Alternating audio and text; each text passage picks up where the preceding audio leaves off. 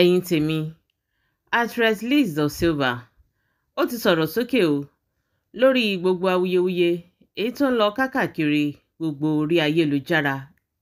ẹ̀yin tèmi ẹ jẹ́ ká gbọ́ nǹkan tí actress yìí sọ. Gbogbo tẹ́yin náà bá rò lórí fídíò ọ̀hún ẹ fi dáhùn yín ẹ fi sí orí comment section. Ire o. Ó lágbára o. Ní adjust aṣọ. Ó máa ń pè bí aṣọ lọ ti máa mú mi.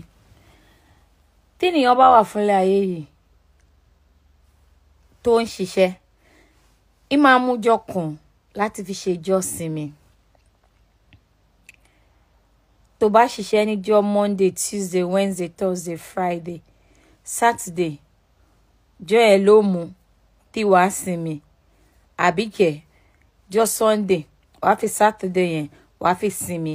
Àbíkẹ́ láàárín inú ìṣẹ́ yẹn jọ́ kan máa wà tó máa mú tó máa fi sinmi. Ẹ jọ̀ọ́ nítorí Ọlọ́run lérí social media yìí, TikTok ní Facebook, in fact gbogbo wọn in general ọ̀n níjọ́sìn mi ni.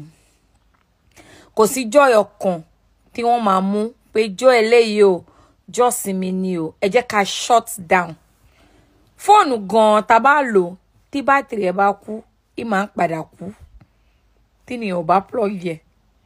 Ìtẹ́ ni àwọn app tá ń lò yìí ò lè ní ẹ like owó. Tí o bá ṣe ń pẹ́ like owó púpọ̀ ni ó yẹ kẹ́ máa pa. Ó yẹ kẹ́ mújọ́ kan kẹ́ fi máa pa. Ṣé kìí ṣe bátìrì àbí solar àbí whatever tẹ́ ń lò kì í gbóná ni? Kì í gbóná ní 365 days. Kò síjọ́ kan tẹ́ mú pé jọ́sìn mi leléyìí o. We're going to shut down the whole of social media. Níyàn kankan ò ní rí anything ṣe mọ́ ju ká máa pera wa lọ. Ẹ níjọ́ kan kà ní you guys are wicked. Kà níyàn burúkú ni. Ẹ wá jẹ́ kí wọn ènìyàn gbogbo wọn níyàn báyìí kó pọ̀ nú wọn níyàn ló ti ní BP. Blood pressure fúnpá everybody báyìí ó ti ga. Kò wá sí nǹkan méjì mẹ́ta mọ́ tá à ń rí ju gbàsgbòs. Kí ló ṣẹlẹ̀ gangan? Ẹ fún wa ní one day off. One day ẹyọ kan péré báyìí ẹ fi fún wa ní off. I need the off lérí app yìí. Ẹ mújọ́ kan ẹ fi máa shut down.